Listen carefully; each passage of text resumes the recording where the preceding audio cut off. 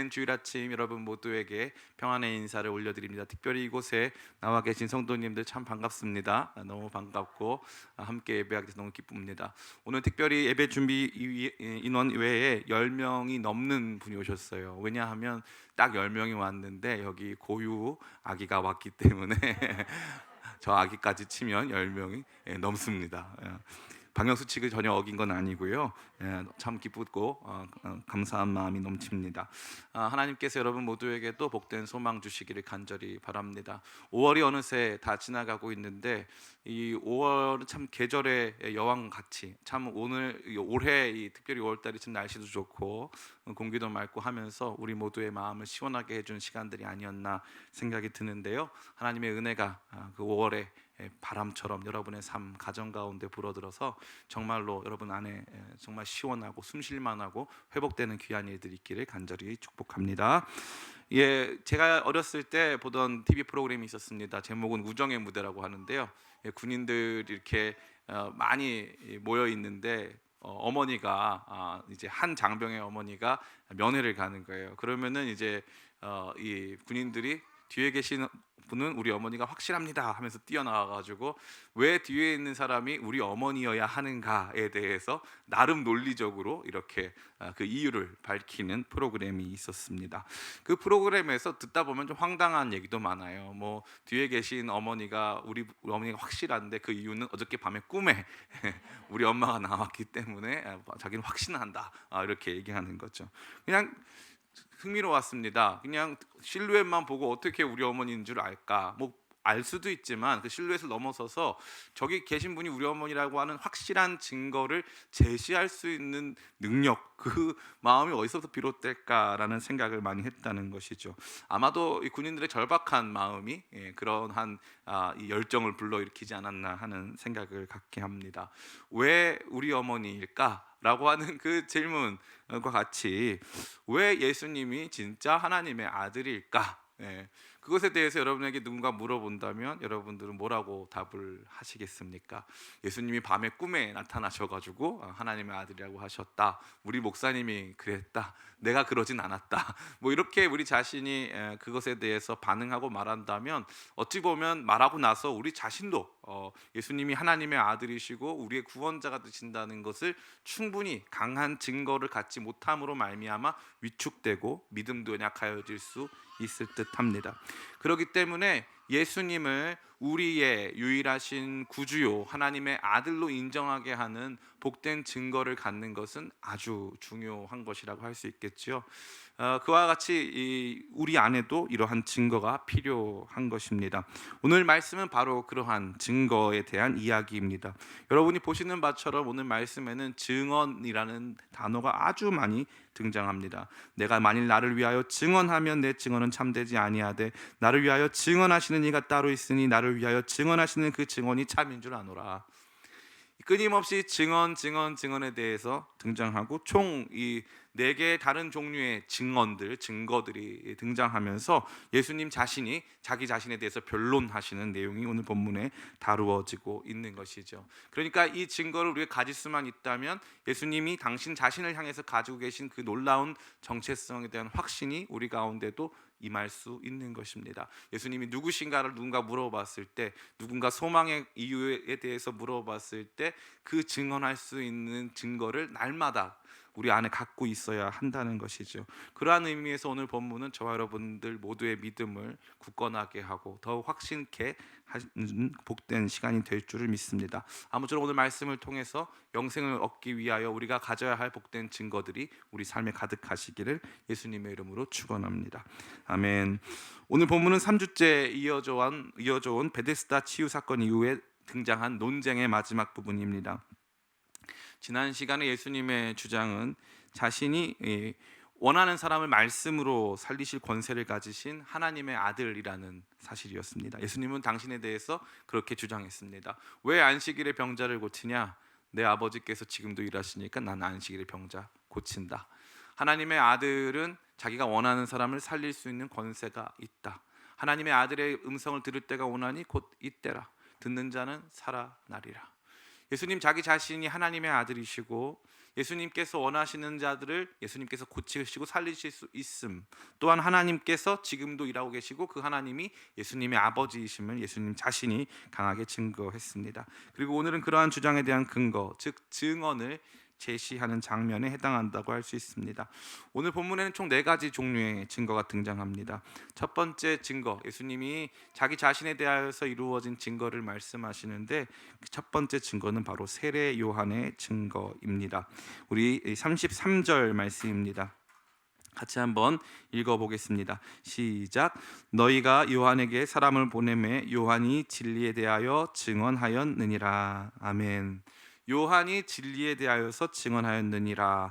요한복음 1장에도 세례 요한이 이 빛의 증인이 되었다는 사실을 우리에게 알려주었습니다.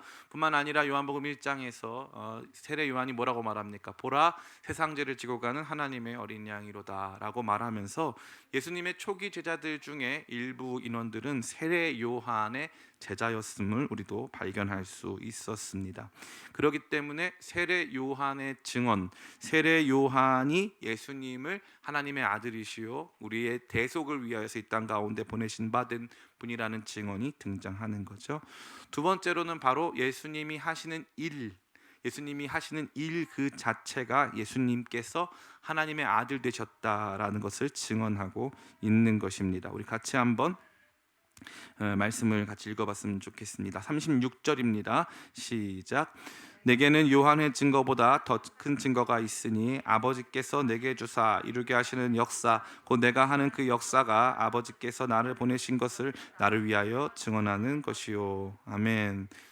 놀랍습니다. 이 증거는 예수님이 하시는 일에 대한 그것이 예수님을 증언하는 그 내용은 요한의 증거보다 큰 것이라고 말하고 있어요.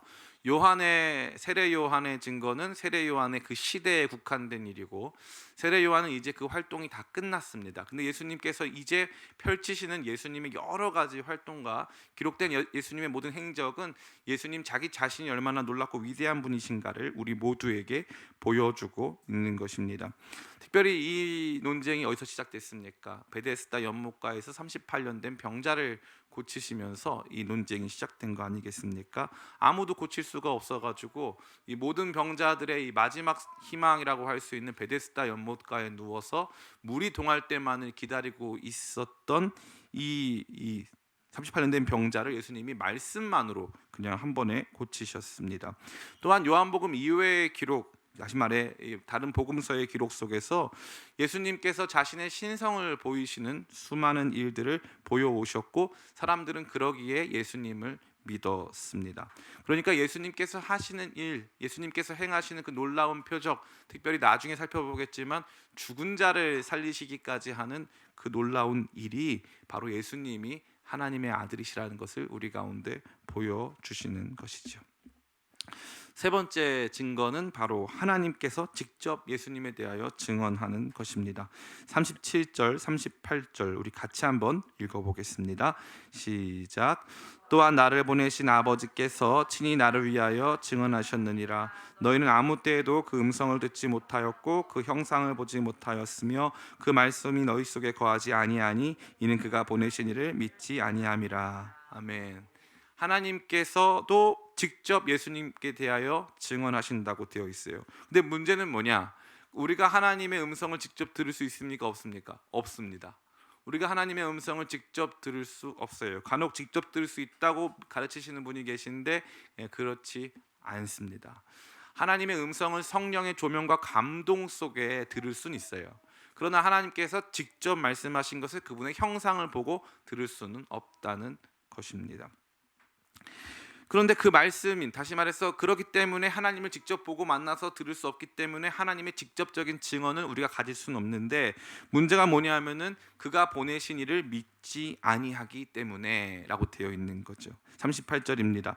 그 말씀이 너희 속에 거하지 아니하니 이는 그가 보내신 이를 믿지 아니함이라. 그가 보내신 이는 누구예요? 예수 그리스도를 말하는 거죠. 예수 그리스도, 이거는 역으로 바꾸면 정확하게 답이 나와요. 예수 그리스도를 믿는 사람은 예수 그리스도 안에서 하나님의 음성을 듣는다 이거예요.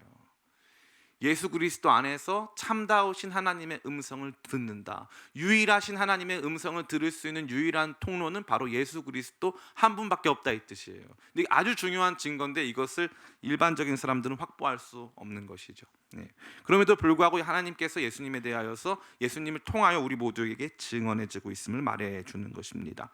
네 번째 증거, 우리가 가장 쉽게 확보할 수 있고 우리가 가장 쉽게 깊이 탐독할 수 있는 객관적 증거라고 할 수 있는데 이것은 바로 성경입니다. 39절 말씀 우리 같이 한번 읽어보겠습니다. 시작.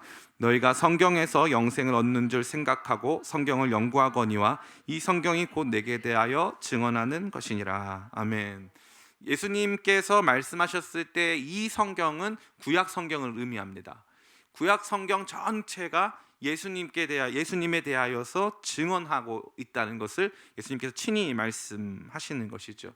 그러니까 창세기 말씀도 예수님을 향해 있고 레위기 말씀도 예수님을 향해 있고 역사서, 사무엘, 상하 이런 모든 말씀, 시편 모든 말씀이 누구를 향해 있다? 궁극적으로 예수님을 향해 있다라는 것입니다. 그러니까 성경을 자연스럽게 읽어나가다 보면 예수님을 발견할 수 있다는 것이 예수님의 진술의 핵심이 되는 것입니다.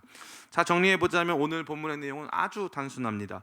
예수님께 대하여 세례 요한이 증거했고 예수님이 하시는 그 일이 예수님이 하나님의 아들이심을 드러내고 있으며 하나님께서 예수님을 통하여 주시는 말씀이 바로 하나님의 음성이 돼서 우리 모두로 하여금 예수님이 하나님의 아들 되심을 알게 하고 기록된 성경, 특별히 구약 성경 전체의 내용이 예수님을 증언하고 있다는 것입니다.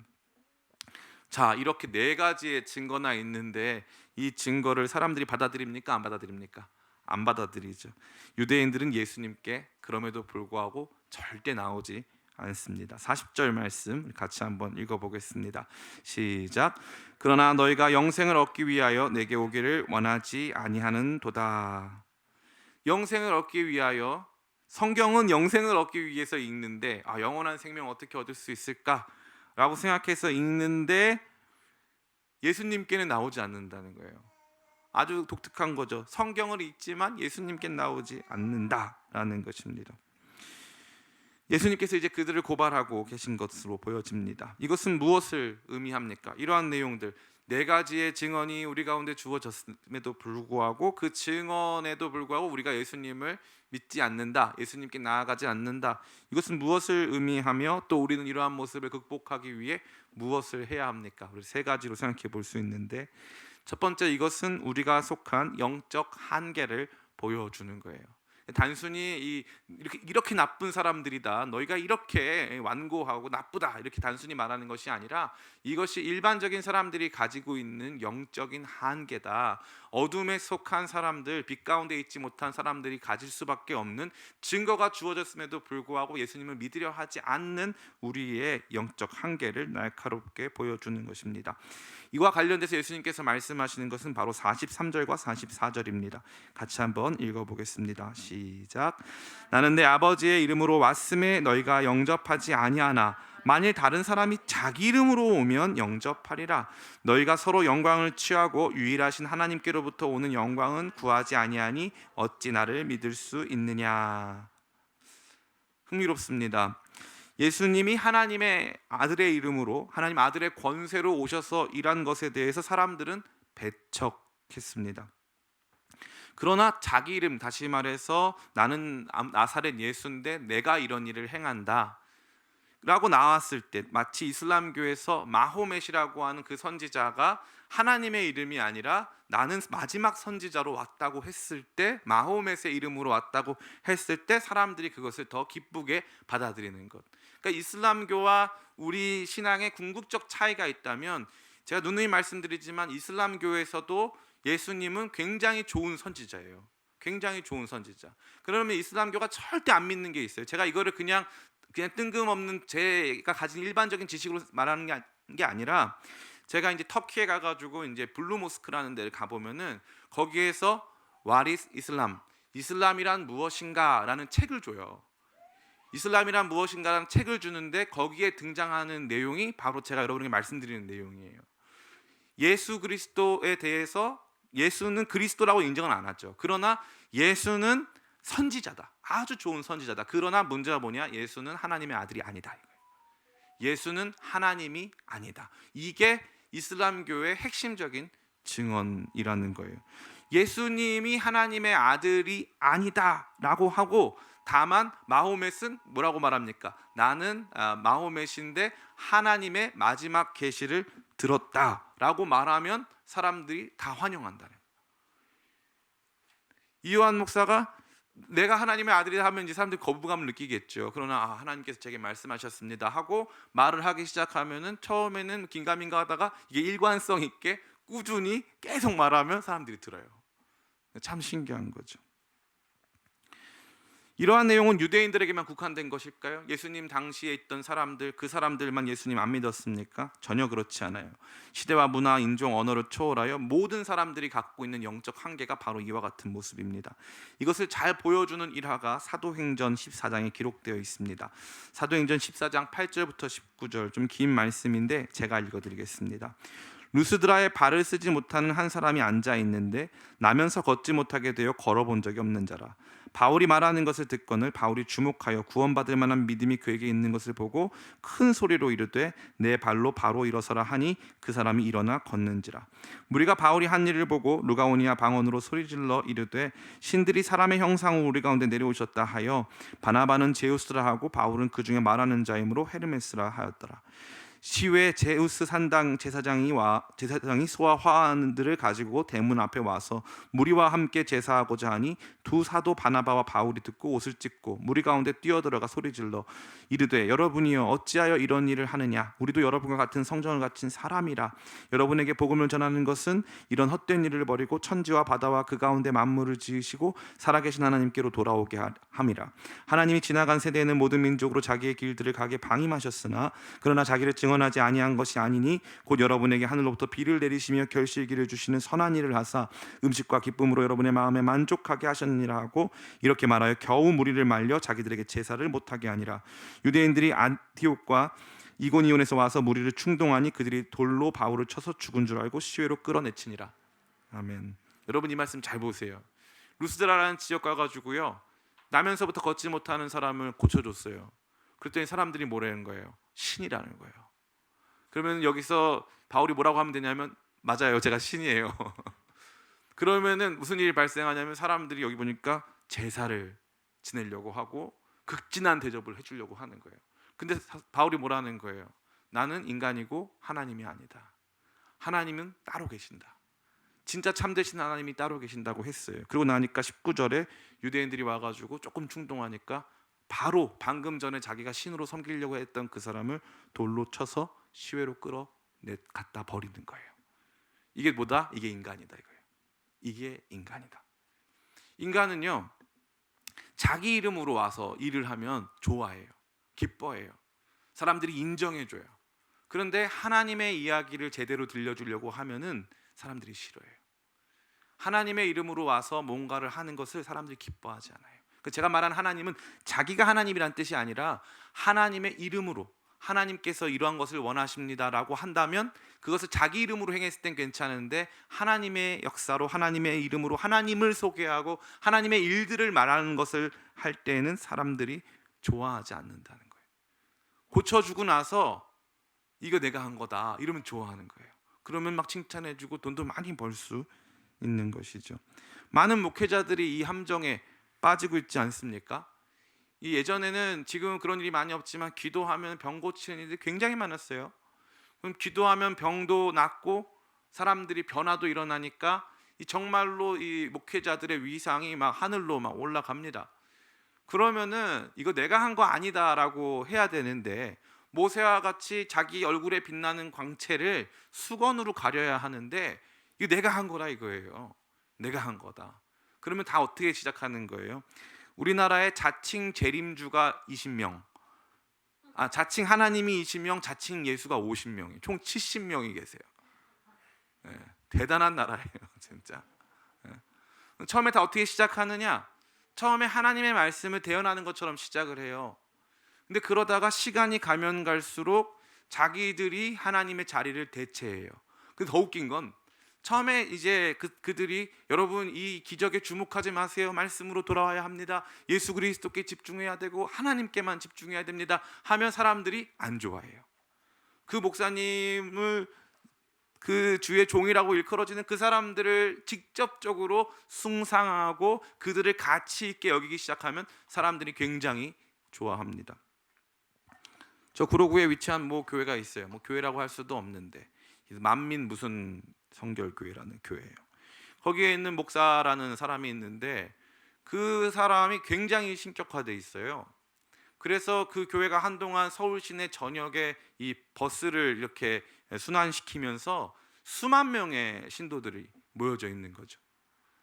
거기에서 똑같아요. 그들의 행태는 처음에 자기가 하나님 말씀 대언자라고 하다가 나중에는 자기가 보혜사다, 자기가 성령이다, 자기가 예수다, 자기가 하나님께 뭔가를 전적으로 부여받은 특별한 독특한 존재다라고 자기 자신의 이름으로 사역을 해요. 그럼 사람들이 더 많이 모여요.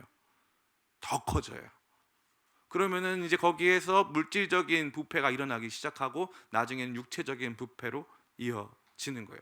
안 그런 곳은 없습니다. 단 한 군데도 없어요. 근데 문제가 뭐냐?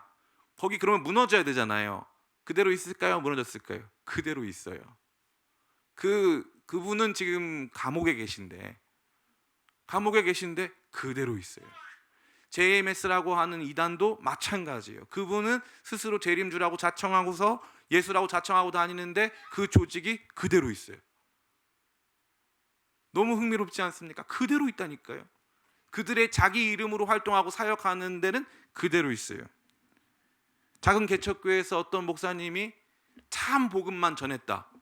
없어져요. 쉽게 없어져요. 목사님은 다시 일터로. 뭐 여러분 제가 그냥 뭐 특정 교회를 말하는 게 아니고요. 제가 얼마 전에 이제 일하는 목회자들 그 사무총장님을 만났거든요. 대한민국에서 교회 개척했거나 작은 교회 목사로 봉직하다가 지금은 일터에 나가 있는 택배 기사를 하거나 대리운전을 하는 목사님들 세고 셌어요. 세고 셌습니다. 그런데 더 잘 되는 분들 중에 어떤 분들이 계시냐 하면은 자기 이름으로 자기가 하나님의 자리를 대체하면서 하시는 분들은 굉장히 잘 돼요. 유튜브에서 특별히 이 기도하시는 분들 중에 그런 분들이 아주 많은데 종말의 때가 다가왔고 이제는 뭐 하나님께서 하늘에서 내리시는 축복을 받을 때인데 막 하면서 자기를 통해서 하나님께서 그 역사를 이루어 가신다고 막 얘기하잖아요. 잘 됩니다. 그래서 제가 그 생각이 많이 들어요. 이 목회는 좀 이렇게 나르시시즘이 있는 사람들, 좀 이렇게 자기 확신이 강한 사람들이 잘하더라 이거예요. 잘하더라. 흔들림이 없어요. 그런 사람들은. 흔들림이 없어요. 그런데 이 하나님의 길만 제대로 증거하려고 하는 사람들은 주로 암에 걸리더라. 정말이에요. 이 목회자분들 중에 암에 걸린 사람이 그렇게 많아요. 물론 어떤 분들은 새벽기도 때문에라고 생각하시는 분도 많은데 이 목회적 스트레스 굉장히 크기 때문에 목회자분들 중에 암에 걸리시는 비율이 굉장히 많습니다. 목사님들끼리 만나면은 그런 걸 많이 봐요. 정신질환 또 암 이거 굉장히 많이 와요. 그분들이 다 나름 공부도 많이 하시고 탁월하신 분들이에요. 그런데 그분들이 왜 그런 일을 경험할까요? 자기 이름으로 나가서 하면 잘 됩니다. 그런데 하나님의 이름으로 하면 잘 안 돼요. 사람들이 별로 좋아하지 않는 거예요. 자기 이름으로 당차게 나서서 하면 잘 된다는 거죠. 이것이 우리가 가지고 있는 영적 한계예요. 여러분 책망하거나 뭐 단순히 비판하려고 하는 것이 아니라 이것이 우리 자신의 모습이라는 거예요. 그러면 이완 목사는 안 그러냐? 저도 그렇다는 거예요. 저도 그게 제가 발견한 게 있는데 저도 언젠가 이제 제가 제 사역에 참고하거나 제가 은혜 받기 위해서 설교를 들을 때 저도 유명한 분들 거밖에 안 듣더라고요. 저도 유명한 사람들, 유명한 이름이 있는 사람들 거 듣고 있더라고요. 그 왜 그러냐면 모든 기준이 거기에 있는 거예요. 이 사람 유명하냐, 자기 이름이 있느냐 없느냐, 이 말씀을 참다웠게 전하고 있느냐에 관심이 없는 것이죠. 이것이 우리가 가지고 있는 하나님의 이름으로 진짜 하나님께서 영광 받으시고, 그래서 여기 보면 예수님 뭐라고 말씀하십니까? 44절에 너희가 서로 영광을 취하고 유일하신 하나님께로부터 오는 영광은 구하지 아니하니. 서로 그냥 영광을 취하는 거예요. 아, 그 목사님 설교 잘한다. 아, 그 목사님 사역 잘한다. 그 교회 대단하다. 서로 영광을 취하고 하나님께서 진짜 주시는 유일한 영광의 본체이시자 영광의 통로가 되시는 예수님께 바라보지 않고 그분께 나아가고 있지 않다는 거예요. 예수님께 나아가는 일을 하자고 하면은 이제 좀 마음이 상하고 옆에 누가 와서 분탕질하면은 바로 돌 던져서 이 죽은 줄 알고 갖다 버릴 수 있는 그런 상태가 된다는 것이죠. 이것이 모든 자연인들이 가진 영적 한계라고 볼 수 있습니다. 두 번째, 이 말씀은 성경 읽기의 한계를 저와 여러분에게 말씀하고 있는 것입니다. 45절, 47절, 45절로부터 47절까지 말씀 같이 한번 읽어보겠습니다. 시작. 내가 너희를 아버지께 고발할까 생각하지 말라. 너희를 고발하는 이가 있으니 곧 너희가 바라는 자 모세니라. 모세를 믿었더라면 또 나를 믿었으리니 이는 그가 내게 대하여 기록하였음이라. 그러나 그의 글도 믿지 아니하거든 어찌 내 말을 믿겠느냐 하시니라. 아멘. 흥미롭습니다. 유대인들, 특별히 여기 등장하는 이 바리새인들을 중심으로 한 본인들이 참 유대인이라고 믿고 율법 준수에 대해서 아주 민감한 이 사람들은요, 성경을 그냥 읽는 게 아니고 외웁니다. 그래서 이 성경 전승이 왜 큰 오차 없이 수천 년을 이어왔느냐에 대한 비결을 학자들이 찾아봤더니 유대인들은 어릴 때부터 창세기부터 모세오경을 노래로 불러요. 그래서 다 외워요. 그래서 거의 토시 하나 틀리지 않고 이 말씀을 다 알고 있다는 거예요. 근데 그러한 유대인들이 모세가 저술한 모세오경을 비롯한 구약 성경 전체를 믿었음에도 불구하고 흥미로운 것은 예수님께 나아가지 못했다 이거예요. 성경을 읽는데, 말씀을 듣는데, 말씀 들음, 성경 읽음이 예수님께 나아감까지 이르지 못했다는 거예요. 그럼 어디까지 가 있을까요? 말씀을 읽을 때 영생 받아야지, 영원한 생명 누려야지 라는 생각을 가지고 말씀을 읽는데, 말씀을 읽는 것에 도달한 수준이 예를 들면은 가야 될 곳은 이제 부산인데 가다가 삼천포로 빠지는 거예요. 삼천포로 하도 빠져서 삼천포는 이름을 바꿨어요. 하도 빠져가지고 삼천포로 빠지는 거예요. 그 말씀이 제시하는 율법이 주는 건 뭐예요? 우리는 율법을 지킬 수 없는 존재다. 율법을 지키기 위해서는 은혜가 필요하다. 우리는 죄인이다.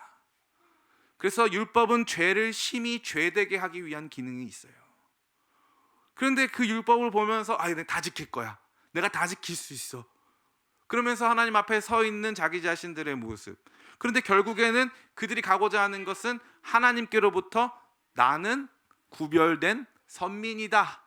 나는 다른 사람들보다 탁월하다. 이 관점을 계속 가지고 탁월하고 구별된 우리의 삶이 하나님께 더 큰 복을 받아야 한다라고 하는 것을 강제하기 위한 수단으로 성경을 날마다 읽어갔다는 거예요. 백날 성경을 읽어도 예수님께로 나아갈 수 없다는 거예요. 이 유대인들만의 문제가 결코 아닌 거죠. 신앙생활을 10년, 20년, 30년을 해도 성경을 백날 읽고 성경을 백독하고 천독을 해도 예수님을 절대 발견하지 못하는 사람들도 있어요. 절대 발견하지 못해요. 늘상 듣는 말씀이 순종하면 복받고 불순종하면 죽는다. 그래서 신앙생활 전체가 순종 불순종으로만 되어 있어요. 그래서 삶 속에서 순종을 하려고 애를 썼고 어떻게든지 율법적인 이 모습으로 최선을 다해 왔는데 결과를 보니까 내 가정에 참된 믿음이 없고 내 가정에 참된 변화가 없고 영적 생명이 마르기 시작하고 은혜가 철철철 부어지는 것이 아니라 정죄가 철철철 부어진다 이거예요.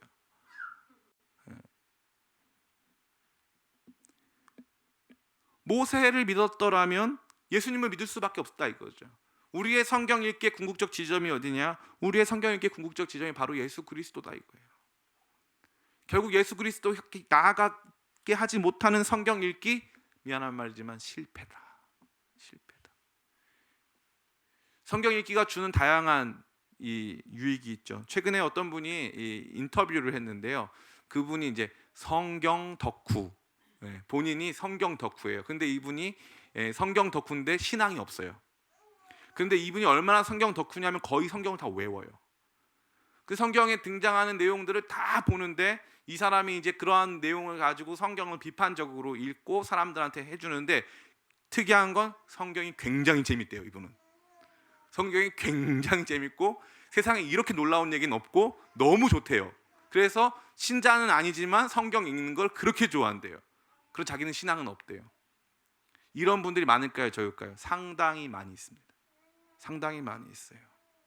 그러면 제가 여러분에게 질문하고 싶어요. 성경을 읽는 것만으로 영적인 유익은 있지만 성경 읽기가 영생을 주거나 우리의 삶을 그 자체로 변화시킬 수 있습니까? 없습니다. 그러면 뭐가 가능하냐? 성경 읽기를 통해 예수 그리스도를 발견하면 그때부터 가능한 거예요. 그때부터 가능한 거예요. 제가 감히 여러분에게 말씀드립니다. 제가 목회를 시작하기 전에, 이제 신학교를 가기 전에, 그때 완전히 이제 백수였죠. 집에서 이제 설거지하고 등산 다니고 이러던, 제가 이제 28살에 수능을 보고 29살에 들어갔거든요. 그때 성경을 많이 읽었어요. 얼마나 제가 성경을 많이 읽었냐면은, 제가 이제 학부에 들어가서 오리엔테이션을 하는데, 그 오리엔테이션이, 저는 나이 차이가 많이 나니까, 그 청년들은 20살, 저는 29살이니까 나이 차이가 많이 나니까 저는 재미가 하나도 없는 거예요. 그래서 그들하고 거의 어울리지도 않고, 제가 할 수 있는 제일 기쁘고 재미있는 활동은 혼자서 성경을 읽는 거였어요. 혼자서. 그래서 제가 저쪽에 구석에 가서 벤치에서 성경을 읽는데 저랑 비슷한 애들이 모이더라고요. 그래가더니 성경 배틀이 붙었어요. 갑자기 뭐, 형님 성경 좀 읽으시나 봐요? 저한테 그러시더라고요. 그래서 나 좀 읽는데 배틀이 붙어서 제가 다 이겼어요. 제가 거기서 성경 읽기를 너무 좋아했어요. 너무 행복한 시간이었어요. 근데 제가 궁극적으로 딱 목회자의 길을 걸어가야겠다 생각한 게 뭐냐 하면, 저 스스로 성경을 잘 읽는다고 생각했을 때가 아니에요. 이 흥미로운 게, 창세기부터 말씀을 읽어나가는데 이게 마치 이 트랜스포머 합체하듯이 모든 말씀이 예수님께로 향하는 걸 보기 시작하면서부터, 이건 좀 사람들이 알아야겠다 이거예요. 사람들이 좀 알아야 되겠다. 제가 지금도 하나님 앞에서 당당하게 말씀드릴 수 있는 것은, 저 개인의 뭐 유명세, 저 개인의 어떠한 생활의 안녕을 위해서 제가 목회하지 않습니다. 이 모든 여정이 궁극적으로 예수님께 향해야 하는 거예요. 그래서 제가 단체도 만들었어요. 그래서 그걸로 캠프도 했어요. 제가 열었던 캠프는 언제나 사복음서만을 가지고 했어요. 딱 사복음서 가지고 예수님을 어떻게 증언할 것이냐. 그게 관건이었어요. 왜냐하면 제가 애들 데리고 저 강원도 화천에서 잠깐 사역할 때, 6주 만에 쫓겨났지만 거기서 사역할 때 애들 데리고 이제 수련회를 가봤는데 아무도 예수님을 안 전해주는 거예요. 그럼 뭐 하냐? 애들 보고 너 죄진 거 말해라 이거예요. 전 속으로 목사님부터 말씀해 보세요라고 말하. 아니 계속 너 죄가 뭐냐고 계속 쥐어짜요. 엄마 말 안 듣는 거 다 기억해 보래요. 애들은 또 착해가지고 안 나오는 눈물을 흘려가면서 엄마 말 안 들은 거를 계속 곱씹는 거예요. 초등학교 2학년 때 그 사건을 6학년 때까지 계속 곱씹는 거예요. 야, 이제 속으로, 왜냐면 저도 그런 사람이었지만 그 생각이 들더라고요. 고유도 재밌어하잖아요. 고유도 엄마한테 지은 죄가 있을 거예요.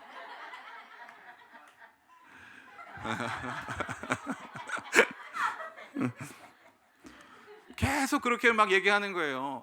나중에 보니까 어이가 없고, 왜 다들 이렇게밖에 사역을 못할까 하는 그런 이제 제 안에 이제 의문이 일어나기 시작했죠. 뭐 저 자신이 잘했다고 하는 말씀은 아니고요.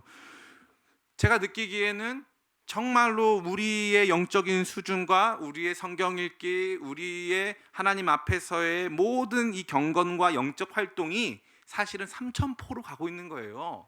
내 자녀가 복을 받고 문제가 해결받고 질병이 해결함을 받고 돈 문제가 풀리고, 하나님이 돈 문제 풀어주십니다.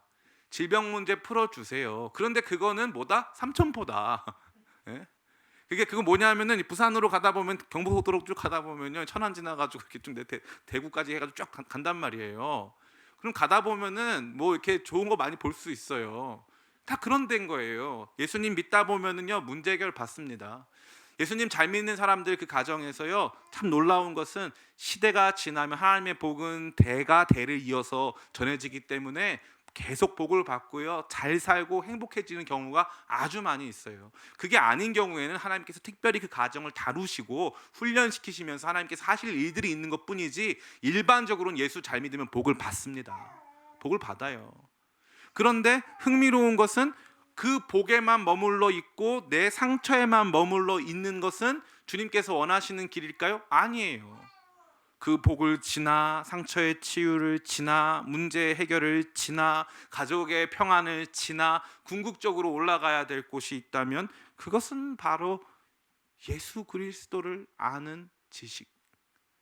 사도 바울이 뭐라고 말해요? 예수 그리스도를 아는 지식이 가장 고상하여 다른 모든 것을 배설물로 여긴다 그래요.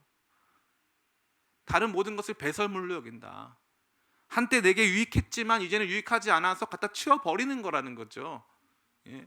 예수 그리스도를 아는 지식이 그만큼 위대하고 아름다운 거예요. 그 사람은요 재미와 의미를 추구하는 거예요. 재미와 의미.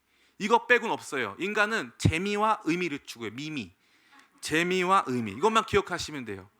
재미는 있는데 의미가 없으면 처음에 하다가 나중에 지쳐요. 안 됩니다. 의미는 있는데 재미가 없으면 또 안 돼요. 그 기쁨과 보람이 있어야 돼요.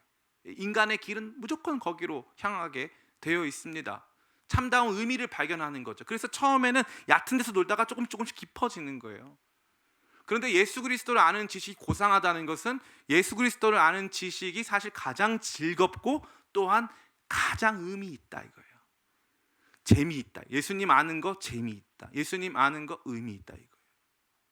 그게 우리로 신자들이 걸어가는 길에 궁극적 지점에 있는데 우리의 성경 읽기가 그렇지 못했고 늘상 삼천포로 부산 가다가 괜히 천안에 머물러서 호두과자 먹고 있고 부산 가다가 괜히 휴게소 다 들려가지고 뭐 입장포도 먹고 있고 막 이러고 있는 거예요.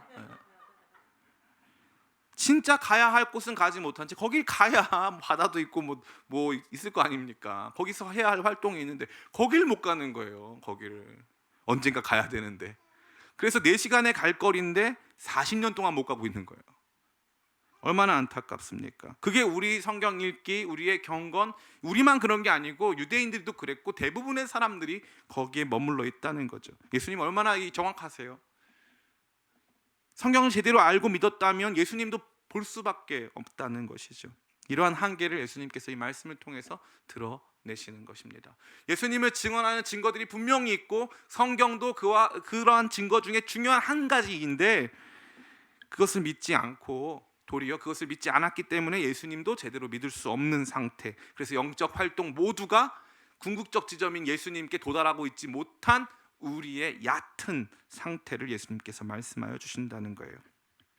세 번째로, 그렇다면 이러한 모습을 궁극적으로 해결하기 위해서 우리가 가져야 할 것은 무엇일까요? 다시 말해서 이 우리 안에 존재하는 영적 한계와 우리의 성경 읽기와 경건 활동의 한계들을 극복하기 위해서 우리 가져야 될 것은 무엇인가? 두 가지인데 두 가지가 같은 거예요. 예수님께 나아와 예수님을 영접하는 거예요. 예수님을 영접하는, 예수님께 나아와 예수님을 영접하는 거예요. 40절 말씀 우리 같이 한번 읽어보겠습니다. 시작. 그러나 너희가 영생을 얻기 위하여 내게 오기를 원하지 아니하는도다. 아멘. 영생을 얻기 위해 성경을 읽지만 그 성경의 궁극적 관심이요 그 성경 여정의 종착점이 되는 예수님께는 나오질 않는다. 그리고 아까 제가 뭐라고 말씀드렸어요? 세 번째 증언, 하나님의 증언이 있는데 이 하나님의 증언은 독특하게 예수님의 말씀을 통해서 드러나는 거예요. 예수님의 말씀을 듣다 보면 거기에서 하나님의 음성을 들을 수가 있어요. 그런데 예수님께 나오질 않으니까, 예수님의 말씀 자체를 듣지를 않으니까 하나님의 음성을 예수님을 통해서 못 듣는 거예요.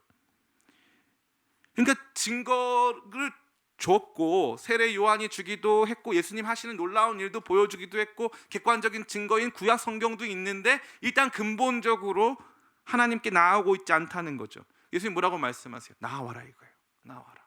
그래서 요한복음에서는 흥미롭게 나와 와서 변화된 사람들이 많죠. 시몬 베드로도 안드레의 초청을 받고 나아갔더니 예수님께서 네가 시몬이니 장차 개발을 하리라 예수님께서 말씀하셨고, 그래서 예수님 믿게 됐죠. 나다나엘도 이 빌립의 소개로 예수님께 나와야 하는데 믿어지지가 않는 거예요. 그러니까 뭐라고 말합니까? 빌립이 와서 보라. 사마리아 여인이 가서 동네에 들어가 가지고 사람들한테 이는 메시아가 아니냐, 너희가 와서 보라 하죠. 그랬더니 사마리아 사람들이 와서 예수님을 보니까 다 믿는 거예요. 세상의 구주신 줄 우리가 이제 믿노라. 사마리아 여인의 증거 때문이 아니라 예수님을 직접 만나서 내가 믿게 됐다 이거예요. 그러면 예수님을 믿게 되는 증거 중에 핵심이 뭐냐? 예수님께 직접 나오는 거예요. 그분 앞으로 나아가는 거예요. 그 증거를 얻기 위해, 그 증거는 무슨 증거입니까? 영생을 주는 증거예요. 영원한 생명을 풍성히 누리게 하고 그 안에 살게 하는 그 증거를 누리기 위해 예수님 자신께 나아가 예수님을 영접해야 한다는 것을 말하고 있는 것입니다. 이것이 오늘 본문이 저와 여러분 모두에게 제시하는 유일한 해결책이에요. 예수님께 나와 그분을 영접하는 것. 그것이 우리 예수님께서 우리 가운데 요청하고 있는 거예요. 이미 증거는 주어져 있고 예수님 자신도 그 증거를 가지고 있는데 증거를 가지고 계신 예수님께 나아오지 않는다면 무슨 소용이 있느냐 이거죠. 증거를 가지신 예수님께 들어와라 라는 것입니다. 대부분의 이 루저들, 조심스러운 표현인데 이 실패자들은요 다 변명거리가 있어요. 그래서 무슨 변명이냐면 안 해보고 그거 하면 어렵대요, 그거 하면 힘들대요, 그거 안 될 가능성도 있잖아요, 그거 하다가 망하면 누가 보상해 줍니까? 이러면서 아무 일도 시도하지 않아요. 근데 흥미롭게도 그 공간 안에, 그 사건 안에, 그 행동 안에 들어가 본 사람은 똑같이 실패를 했는데 이유가 다르고 그 다음에 넘어가서 발전하는 방향이 달라요. 해봤느냐 안 해봤느냐 굉장히 중요한 문제입니다. 그런데 많은 사람들이 이 복음 밖에서 신앙 밖에서 영적인 수준 밖에서 거기까지는 나 안 들어갈래, 아유 나 안 되겠어. 얼마 전에 이제 좀 있으면 결혼하게 될 커플을 만났는데 그 형제가 저한테 그런 고백을 하는 거예요. 목사님, 저는 기도원에 못 들어가겠어요. 그래서 결혼하려고 하는 그 자매가 기도원을 가려고 하는데 이 형제는 기도원이 너무 무서워서 못 들어가겠다는 거예요. 그래가지고 기도원 앞에 자매를 내려주고 자기는 차에서 내리지도 않고 빨리 도망갔대요. 우리 교회 열심히 나오는 형제예요. 이름도 말하고 싶어요. 근데 보면서 그 친구가 갖고 있는 그 두려움이 있는 거예요. 두려움. 아직 안 들어가 봤고 거기서 무슨 일이 일어나는지 모르는데 막연히 두려운 거예요. 막연히 그것에 대한 이 자기만의 장벽을 갖고 있는 것이죠. 너무나 안타까운 것입니다. 예수님께 나오는 것도 마찬가지예요. 제 친구가 예전에 저희 교회에 온 적이 있는데 이 문 안으로 못 들어오는 거예요. 아들을 데리고 왔는데 아들은 너무 잘생겼어요. 그래서 아들이 들어와가지고 막 놀아요. 근데 걔는 절대 문 안으로 못 들어오는 거예요. 사실 그런 게 있을 수 있어요. 그런 게 있을 수 있습니다.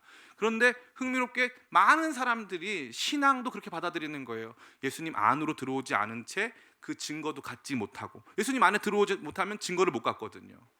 그래서 제가 신대원 다닐 때 어떤 교수님이 뭐라고 했냐면은 1800년대, 1800년대에 이제 미국의 복음주의자들은 하지 않은 게 있는데 변증을 안 했다는 거예요.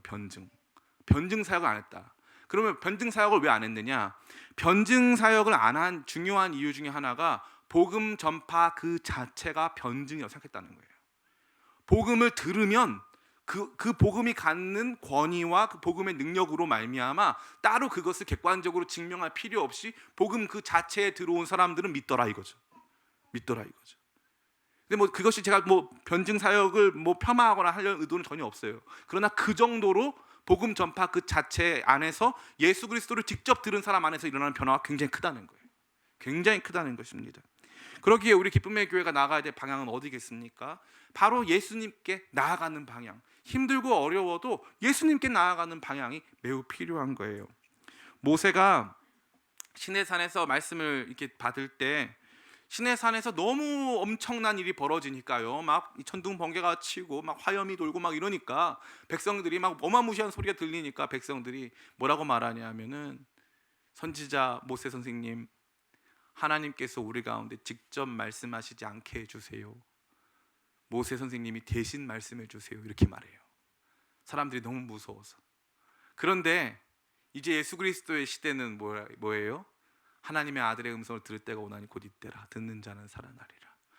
예수 그리스도를 통해서 하나님의 음성을 들을 수 있는 거예요. 그런데 여전히 우리가 목회자, 교회, 또 나랑 친한 어떤 일부 사람들을 통해서 예수님의 말씀을 듣고 그 사람들을 예수님처럼 착각한다면 우리는 막상 우리가 정말 도달해야 될 영생 주시는 그 말씀, 영생 주시는 바로 그분 예수님이라고 하는 궁극적 지점에 도달할 수 없을 수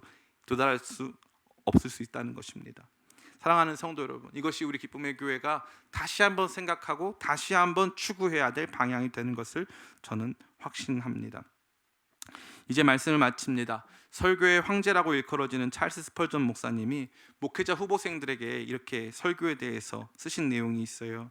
설교에서 예화라는 것은 책의 사파와 같다라는 거죠.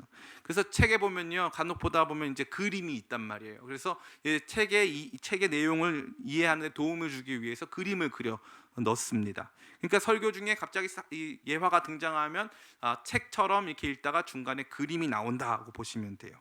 어릴 적에는 책에 그림이 많아요, 글이 많아요. 예, 우리 고유 보는 책에 글밖에 없으면은 우리도 쉽지 않은데 애기는 더 재미없죠, 그죠? 요즘 어린이 책은 더 그림이 아니라 이제 막 이 입체적으로 막 뭐가 등장하고 막 나옵니다. 얼마나 대단한지 몰라요. 어릴 때는 그림으로만 이해할 수 있어요. 그런데 중학교, 고등학교만 가도 조금씩 책에 사파가 없어요. 나중에는 사파 많은 책을 보고 있으면은 이제 예전에는 혼났어요. 넌 나이가 몇 살인데 만화책을 보고 있냐? 사파 많은 책을 거의 안 봐요. 그럼 이제 시를 읽거나 소설을 보거나 하면은 소설 내용 얼마나 복잡합니까? 위대한 장편 소설 이런 거 있잖아요. 특별히 러시아 사람들이 지은 소설들 등장인물이 너무 많아요. 이름이 다 헷갈리고 이건 정말 사파를 넣어줬으면 좋겠어요. 그런데 거기에 사파 있어요? 없어요. 근데 다 읽어요. 다 읽습니다. 그리고 막 은혜를 받아요, 그 책에. 근데 흥미롭게도 신앙생활은요, 사파 없이는 못 하시는 분들이 너무 많아요. 사파가 있어야지. 그러니까 아직도 뭐 보고 있다? 그림책 보고 있는 거예요. 그림책. 성경 말씀으로 직접 못 들어가시는 분들 태반입니다. 그림책 보는 거예요. 그림책이 너무 재밌는 거예요. 그래서 성경 말씀 그 자체로 들어가 예수 그리스도를 발견하는 일에 너무나도 서툴고 그것을 두려워하기까지 한다는 것입니다. 이것은 오늘날 우리 많은 목회자와 성도들에게 매우 뼈있는 말씀이 아닐 수 없는 거예요. 예수님께서는 4가지 증언이 있다고 말씀하셨고 그 증언 모두를 우리가 받을 때 예수님이 하나님의 아들이라는 사실을 발견할 수 있다고 말씀하셨습니다. 그런데 그 증언을 받기 위해 우리가 해야 될 일이 있다면 예수님께 나와 그분을 영접하는 거예요. 예수님께 나와 그분을 영접하는 것. 그 세계 안으로 들어와 봐야, 신앙 안에 들어와 봐야, 예수님 말씀을 제대로 들으려고 노력해 봐야 진짜 그 증거를 얻을 수 있음을 말해 주는 것입니다. 오늘 이 말씀을 통해서 우리 안에 있는 영적 한계를 깊이 자각하고 다시 한번 우리 믿음의 길, 신앙의 길을 오직 예수님께 향하며 그분께 나아가 그분 안에서 놀라운 증거를 발견하고 그 증거로 그분을 더욱 깊이 영접하고 그분 안에서 영생 누리는 우리 모든 성도님들 다 되시기를 예수님의 이름으로 축원합니다.